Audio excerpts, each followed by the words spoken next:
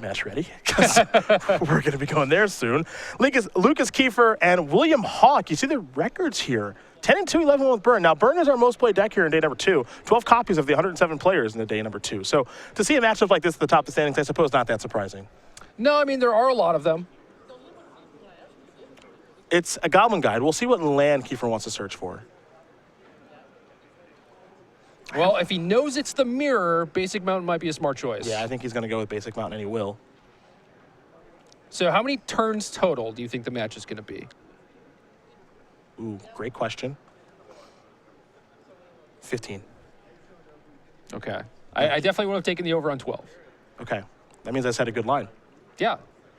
You taking the over-under on 15? Let's go over. Well, okay. I mean, you better decide right now. I'm not letting you wait. I'll go over. All No, right. let me wait a few turns, see how this game's going. Here comes Goblin Guide. Wooded Foothills is the reveal. Both players now know that they are in a burn mirror. So let's make it quick, boys. You got to get them dead as fast as you can. No waiting around. Then draw here for Kiefer. Now, there's a Wooded Foothills.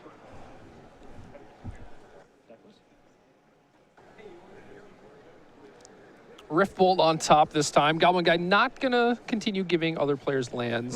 But now here is a real trump card, because now William's got to get this killed. Yeah, right away. And he's going to take 2 in the process. Yeah. And that's even if he has something. I mean, a lot of these burn spells don't even target creatures necessarily. So there's Eidolon the Great Revel, a card that really helped put this card on the map.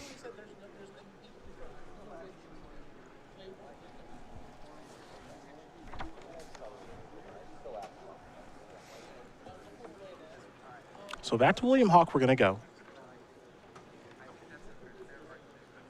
Rift Bolt was the draw. That was the reveal of Goblin Guide. Here comes Goblin Guide. Take a look. Scalding Tarn. Goblin Guide being very friendly here for Lucas Kiefer. No blocks, not much of a surprise there. Sacred Foundry going to come down, going to tie things up, 14 all. Follow-up, Lightning Helix, okay. One of the most important cards in the mirror. Yes, and Lucas does not have any copies in his main deck. William has 2. Not really a card that I think you can play a lot of copies of in Modern. It's weird to say that 2 damage, deal 3, game 3 is not particularly efficient, given the burn spells that are available. Yeah, it is one of the most inefficient cards, oddly enough. But fantastic in the mirror. So if you're expecting a lot of burn, and we've got 12 copies in day number 2, and you have to imagine there were more in day 1, might be a good time to play some main deck copies like William Hawk is.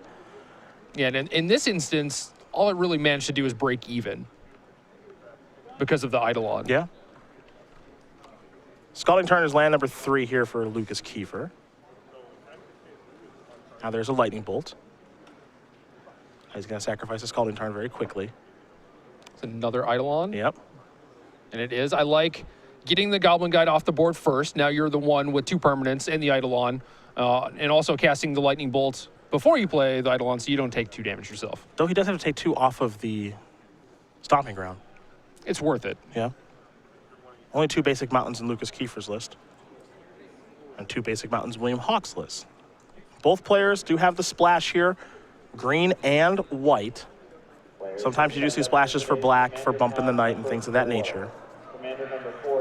Yeah, this is by far the most popular version. Bornos Charm and Atarka's Commander just so powerful. Yeah. Again, Commander Pod number 4, your event is ready to begin. Land number 3 here for Hawk is an Arid Mesa, so he'll sacrifice that.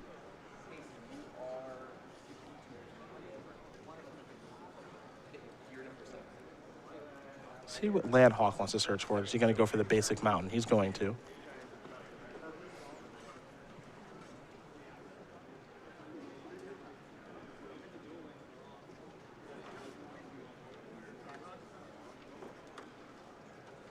And now there's a Grim Lavamancer, trigger Eidolon right away. I could be able to get that one by Lucas. A couple of Rift Bolts are on suspend. Those won't trigger the Eidolon just yet. Kiefer will untap. Time to draw. See the life totals here, 11-10 in favor of Lucas right now. Remember, Goblin Guide has dished out quite a few lands there for Lucas Kiefer. He'll be attacking. Goblin Guide trigger. Goblin Guide on top for William Hawk. He'll turn that face down. Doesn't get to draw that one. He'll be taking 4, falling to 6. Does Kiefer have a winning line of burn spells to cast here? Lava Spike in hand.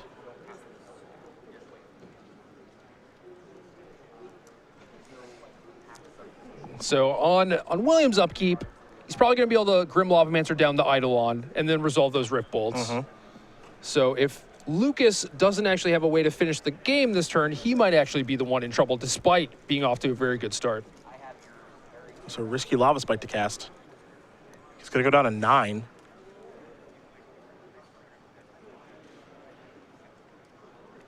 Now Hawk's going to fall a little bit lower. He's going to fall down to 3.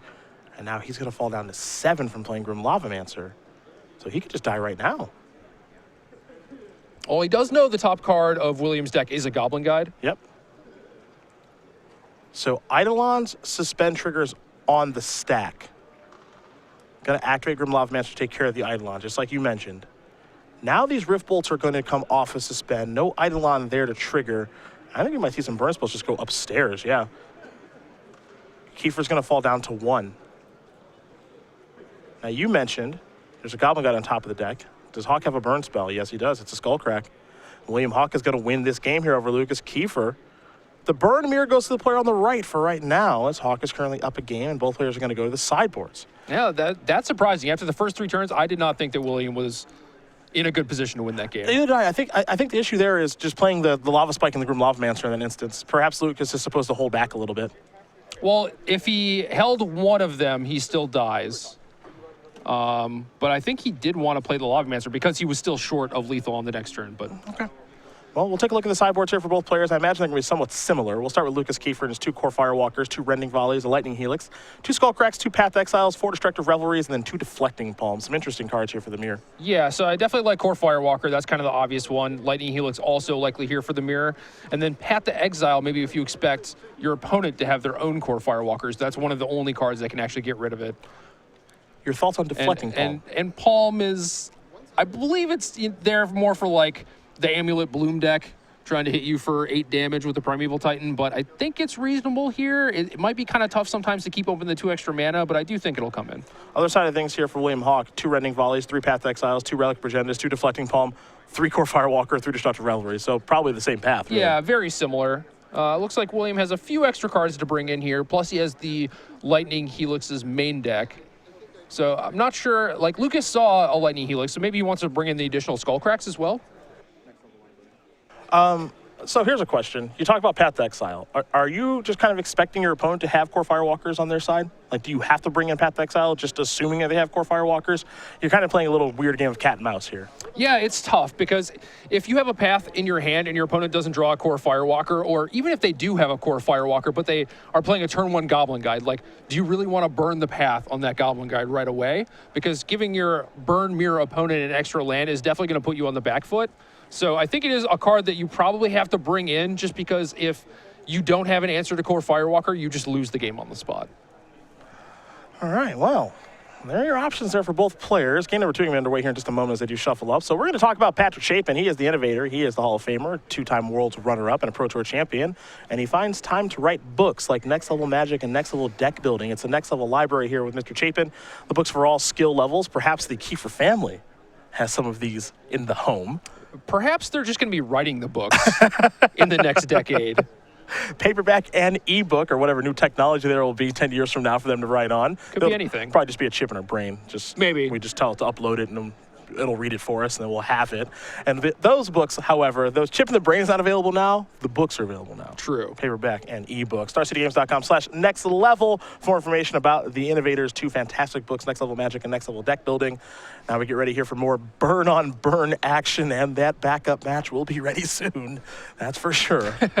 So the game 1 was pretty interesting, and I think the most interesting thing about this mirror is what kind of role Eidolon of the Great Revel plays. Yeah. Because it seems like, oh, dealing yourself damage, that's not what you want to be doing in the burn mirror, but if you are the person that is able to get to an empty board where you have the Eidolon, that's certainly in your favor. Standard challenge players, please make your So I know for the standard burn decks that got pretty popular at Pro Tour Magic Origins, at first people were either not starting their Eidolon of the Great Revels or they were just boarding them out in the mono red mirrors because they just assumed that they were bad. But like if you actually playtest the matchups, Eidolon was one of your best cards because it was pretty easy to get your opponent down to no board. Yep. And then you're able to play that, and it's going to cost your opponent 2 life to remove that. Now, I don't know if the modern burn mirror is as similar as that because, like I said, there's not a lot of burn spells that actually go after the creatures, but it is possible.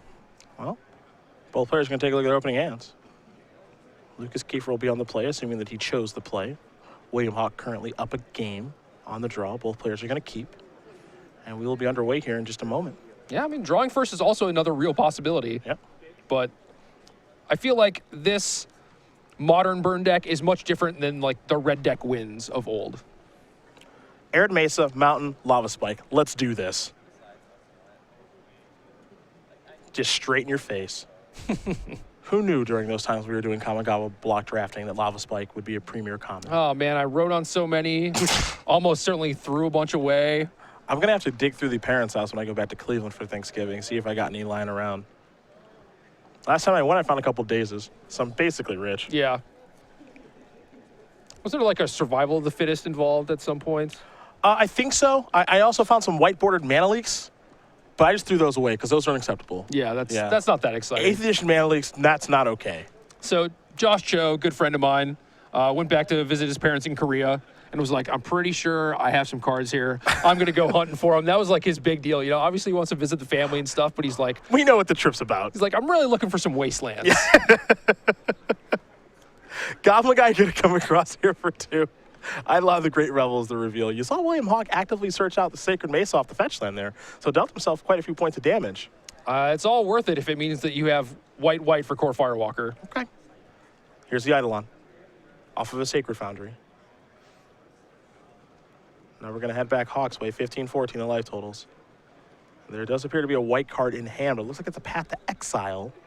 And I don't even know if William Hawk has a second land over there. First things first, here comes Goblin Guy. Take a look at the top card, speaking of Core Firewalker. Well, now William knows to save his Path to Exile. Yep. He has a target for that. And he'll just pass the turn back. Interesting. Kiefer will draw. The Core Firewalker is what he's picked up. He does have a fetch land in hand to be able to search that other white mana if he wants to try to deploy that right now. He'll sacrifice the Bloodstained Mire. There is that second white mana. Though, to note, again, he's dealing himself quite a bit of damage here to play a Core Firewalker.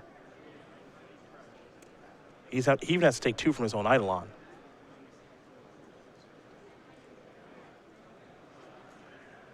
He'll go with a Lightning Bolt with Firewalker on the stack. 2 damage to be dealt from the Eidolon trigger. Eidolon down. Okay, I like doing this over Path first. Makes it so you don't take 2 off the attack from the Eidolon. Mm-hmm. And I guess you probably want a Path to Exile on your turn to clear the way for the Goblin Guide. There is a path. Lucas was ready with the I gain a life. Yeah. Yeah. He was ready. Yep. It's like, oh, white card, man. Yeah. So Firewalker down, Eidolon down. Goblin Guy can be coming in the red zone here in just a moment. Kiefer's going to fall down to 6. Top card's Deflecting Palm. All right.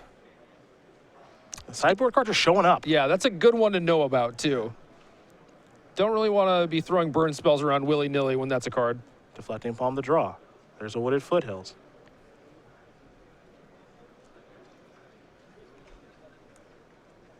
Boros Charm in hand here for Lucas Kiefer.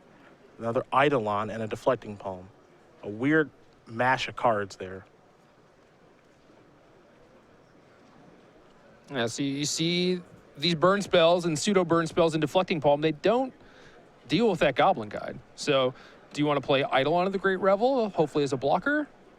I might have some interest in trading, but right, it's tough. You know that William Hawk's going to draw a land eventually, and he just did. He drew another copy of Sacred Foundry. Yeah, now if you're in William's spot, you might just be like, okay, I'm not going to attack. Eidolon's fine. You know, you're at 6. If you want to start playing stuff, go right ahead.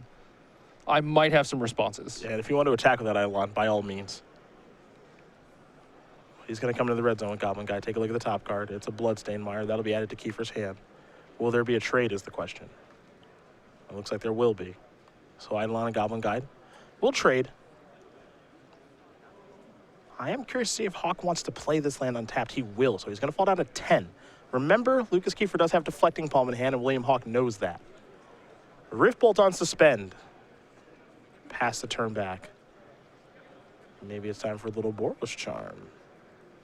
I think you might as well. I mean, Lucas has 5 total mana. He may or may not be interested in cracking that fetch land, but Boros Charm doesn't have a whole lot of utility at this point. I think you just take the time to cast it when you can. It's 6 all. Though Hawk is not done with his turn just yet. He's going to go down to 5. Let's make it 2. Via Lightning Bolt.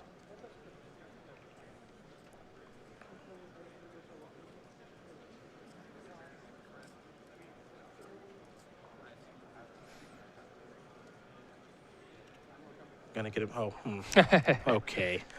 Fancy. I can appreciate it. This is the first expedition we've had on camera, by the way. Ever? Yep, that's number 1. Okay. I've been waiting to see if we'd ever have one because I didn't know people would actually sleep them up and play them. I own one of those Sacred Foundries. Yeah? Maybe I should help Lucas complete his playset. You know, I didn't bring it with me, unfortunately. But Bloodstained Mire. Now, Boros Charm was the draw. Rift Bolt's going to come off suspend, so you are going to predictably have a Deflecting Palm here. I think in response, William Hawk's going to have a burn spell. And if there is a burn spell in response... Skullcrack. Yep. Unless there's another Deflecting Palm here, and there is not. William Hawk is going to win this match here over Lucas Kiefer, 2-0. The burn mirror goes to William Hawk, and with that W, he moves on to 12-1, and I believe he is our first lock here for the top 8. Yeah, impressive stuff. I mean, both games it looked like he was pretty far behind. Missing some land drops along the way, but some timely burn spells will get the job done. So we do get ready here for another backup match. We were going to move to an Affinity versus, oh my, Philip Reeves. The Tooth and Nail. Yeah, our Tooth and Nail player is making a bit of a deep run here, but that match ended. That actually doesn't mean anything, because I was going to say if the match ended pretty quickly, that means an Affinity won, but that's not technically true. No, I mean, I think Affinity would be a favorite.